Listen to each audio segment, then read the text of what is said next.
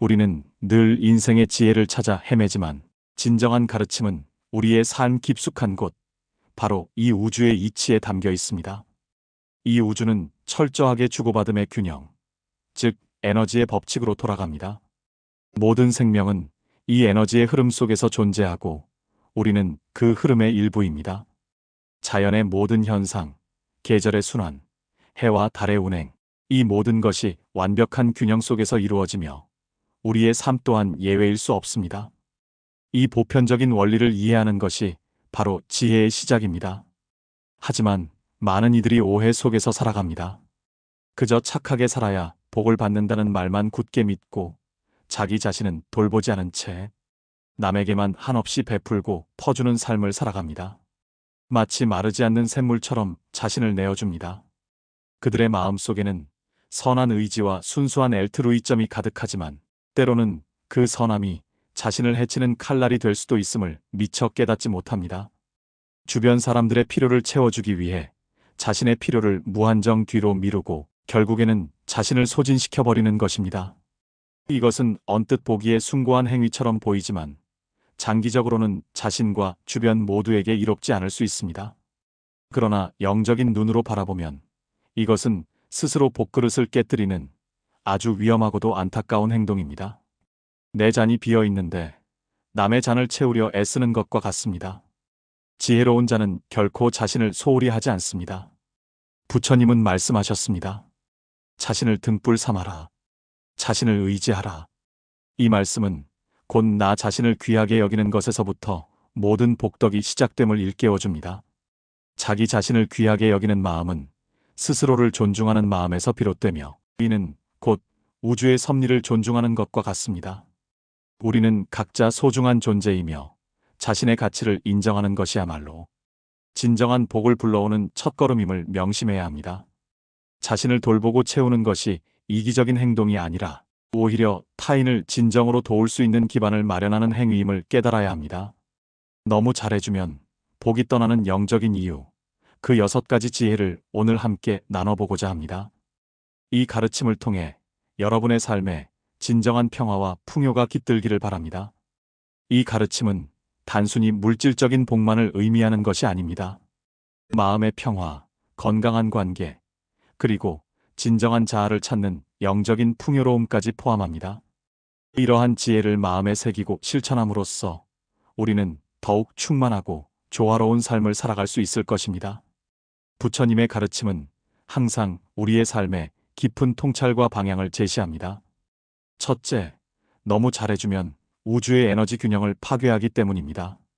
우주는 조화와 균형 속에서 작동합니다. 한쪽으로만 에너지가 흐르면 그 균형은 깨지기 마련입니다. 예를 들어 자연 생태계에서도 한 생명체만 무한정 번성하면 다른 생명체들이 고갈되어 전체 시스템이 위협받듯이 인간 관계에서도 일방적인 에너지는 불균형을 초래합니다. 일방적으로 주기만 하면 내 쪽의 에너지는 고갈되고 상대방은 알게 모르게 빚을 지게 됩니다. 이 빚은 물질적인 것뿐만 아니라 감정적, 영적인 빚까지 포함합니다. 상대방은 무의식적으로 당신에게 심리적인 빚을 지고 있다는 부담을 느끼게 되며 이는 관계를 불편하게 만들 수 있습니다. 결국 이 관계의 균형은 무너지고 복이 머물 수 있는 건강한 토대는 사라지게 됩니다. 마치 한쪽 다리로만 서 있는 형국과 같습니다. 오래 서 있기 어렵습니다. 모든 관계는 주고받음의 미학이 필요합니다. 한쪽만 비대해지면 관계는 병들고 복은 그 병든 관계에 머물지 않습니다. 이러한 불균형은 결국 관계의 단절이나 갈등으로 이어질 수밖에 없음을 우리는 수많은 경험을 통해 알고 있습니다. 그러므로 현명한 이는 주는 것과 받는 것의 조화를 항상 염두에 둡니다. 진정한 사랑은 서로가 동등한 위치에서 에너지를 주고받을 때 꽃 피울 수 있습니다. 둘째, 내 안에 있는 가장 귀한 존재인 나 자신을 홀대하는 죄를 짓는 것입니다. 우리의 몸은 우주의 축소판이며 우리 안에는 불성, 즉 부처의 본성이 깃들어 있습니다. 나 자신을 사랑하고 귀하게 여기는 것은 곧 우주를 사랑하고 존중하는 것과 같습니다. 스스로를 소중히 여기지 않는다면 어떻게 타인이 나를 소중히 여길 수 있겠습니까? 내가 나를 귀하게 여기지 않는데 어떻게 우주가 나에게 귀한 복을 내려주겠습니까? 우주는 우리의 내면을 비추는 거울과 같습니다. 내가 나를 사랑하고 아끼는 만큼 우주 또한 나에게 사랑과 풍요를 되돌려 줄 것입니다. 나를 사랑하는 것이 바로 복을 불러들이는 첫걸음입니다. 스스로를 존중하지 않는 마음은 낮은 파동을 만들고 그 파동은 좋은 기운을 멀어지게 만듭니다. 우리는 각자 우주의 소중한 존재이며 자신을 돌보고 가꾸는 것은 결코 이기적인 행위가 아닙니다. 오히려 그것은 다른 존재들과의 건강한 관계를 맺고 세상을 이롭게 하는 바탕이 됩니다. 내가 나를 사랑하지 못하는데 어떻게 남을 진정으로 사랑할 수 있겠습니까? 내가 나를 귀히 여기는 것, 이것이 바로 부처님의 가르침입니다. 명심하십시오.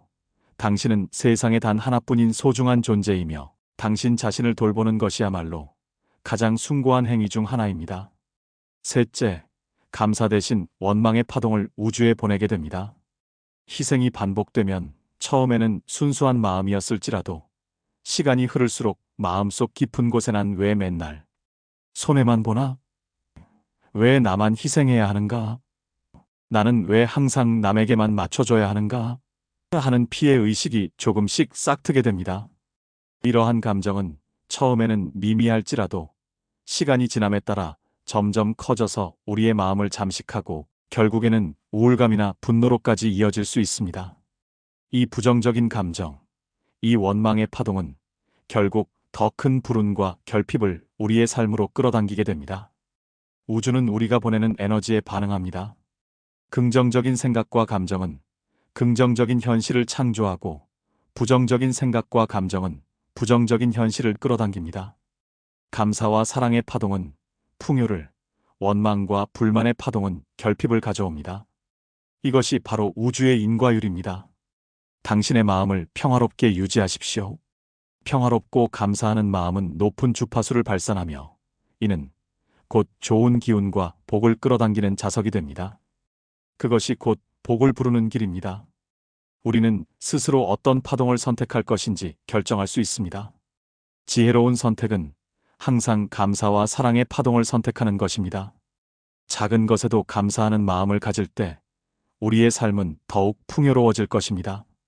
부처님은 말씀하셨습니다. 마음이 곧 모든 것이다. 무엇을 생각하든지 그대로 될 것이다. 우리의 마음가짐이 얼마나 중요한지를 되새겨야 합니다. 넷째, 타인의 업장을 내가 대신 짊어지게 됩니다. 각자의 삶에는 각자의 업이 있습니다. 업은 개인의 생각과 말, 행동의 결과이며 누구도 그 업에서 자유로울 수 없습니다.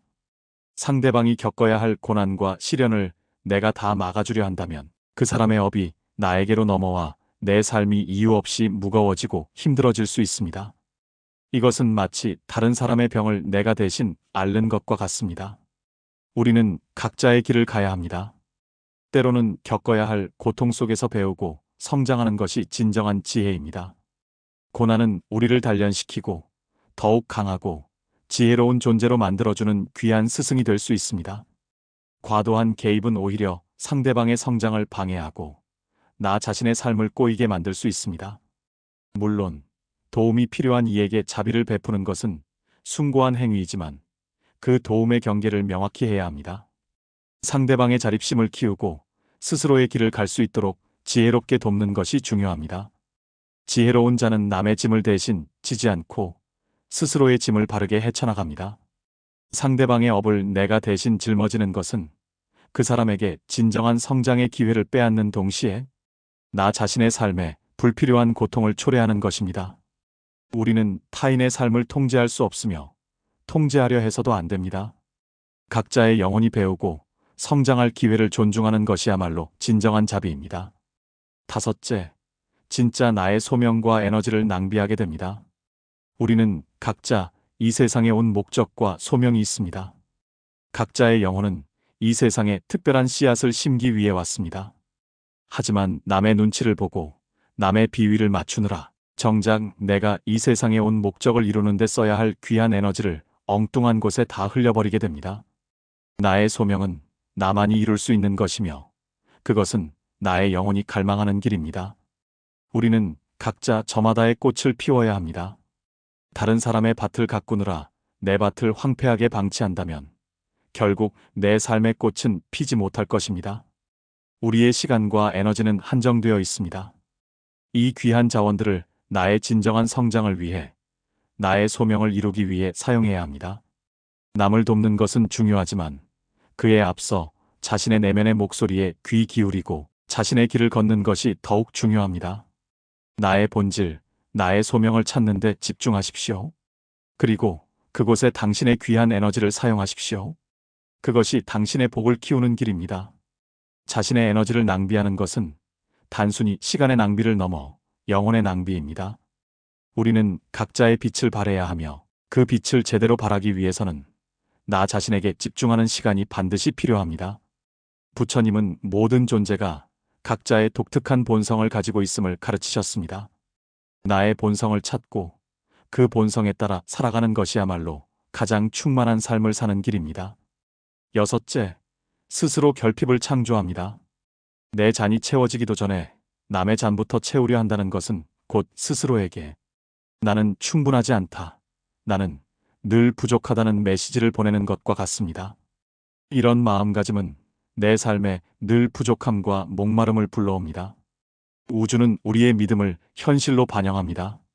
내가 부족하다고 믿으면 부족한 현실이 펼쳐지고, 내가 풍요롭다고 믿으면 풍요로운 현실이 나타납니다. 진정한 풍요는 내 잔이 가득 채워져 흘러넘칠 때 비로소 남을 도울 수 있는 여유에서 나옵니다. 스스로의 잔을 먼저 채우십시오. 명상과 성찰을 통해 내면의 평화를 얻고 자신을 사랑하는 마음으로 스스로의 잔을 가득 채우십시오. 물질적인 풍요뿐만 아니라 정신적인 안정, 영적인 깨달음, 그리고 건강한 신체라는 잔을 먼저 채워야 합니다. 그때 비로소 당신의 흘러넘치는 복이 주변으로 퍼져나갈 것입니다. 그것은 마치 밝게 타오르는 등불이 주변을 환하게 비추는 것과 같습니다. 스스로의 결핍을 인식하고 그 결핍을 채우기 위해 노력하는 것은 매우 중요한 자기 사랑의 과정입니다. 끊임없이 자신을 채우고 성장시키려는 노력이 있을 때 비로소 우리는 진정으로 남에게 베풀 수 있는 여유를 가질 수 있습니다. 먼저 자신에게 자비를 베푸십시오. 부처님은 자기 자신을 돌보는 것이 곧 세상을 돌보는 길이다라고 말씀하셨습니다. 당신의 잔이 가득 찰 때 당신의 빛은 자연스럽게 주변을 밝힐 것입니다. 사랑하는 여러분, 진정한 복은 나를 먼저 사랑하고 내 잔을 가득 채운 뒤 흘러넘치는 것으로 남을 도울 때 찾아옵니다. 자신을 귀하게 여기십시오. 스스로의 에너지를 소중히 다루십시오. 당신의 내면에 있는 무한한 잠재력과 사랑을 먼저 느끼고 키우십시오. 그것이 곧 우주의 이치에 부합하는 삶이며 무한한 복을 끌어당기는 지혜로운 길입니다. 자신을 사랑하는 것은 결코 이기적인 것이 아니라 세상에 선한 영향력을 펼치기 위한 필수적인 준비 과정입니다. 당신이 충만할 때 당신의 말과 행동은 더욱 진실되고 강력해집니다. 당신의 존재 자체가 주변에 긍정적인 에너지를 전달하게 됩니다. 이 모든 것은 당신이 먼저 당신 자신을 사랑하고 아낄 때 비로소 가능해집니다. 마음의 평화를 얻고 영적인 풍요를 누리며 진정한 복을 끌어당기는 삶을 살아가십시오. 오늘부터 자신을 먼저 돌아보고 자신을 사랑하는 마음으로 매 순간을 살아가십시오. 거울을 보고 자신에게 따뜻한 말을 건네고 작은 성취에도 스스로를 칭찬해 주십시오. 휴식과 명상을 통해 마음을 정화하고 몸에 좋은 음식을 섭취하며 건강을 돌보십시오. 이 모든 것이 자신을 사랑하는 구체적인 실천입니다. 부처님의 가르침처럼 지혜롭게 여러분의 복을 지켜나가시길 바랍니다. 당신의 삶이 평화와 풍요로 가득하기를, 당신의 마음이 항상 고요하고 밝기를, 당신의 영혼이 언제나 자유롭기를 기원합니다. 스스로를 귀하게 여기는 마음, 그것이 바로 당신의 가장 큰 재산입니다. 이 지혜를 통해 모든 존재가 행복하고 평화롭기를 바랍니다. 나무아미타불. 당신의 존재 자체가 세상의 큰 축복입니다. 당신의 삶에 항상 자비와 지혜가 함께하기를.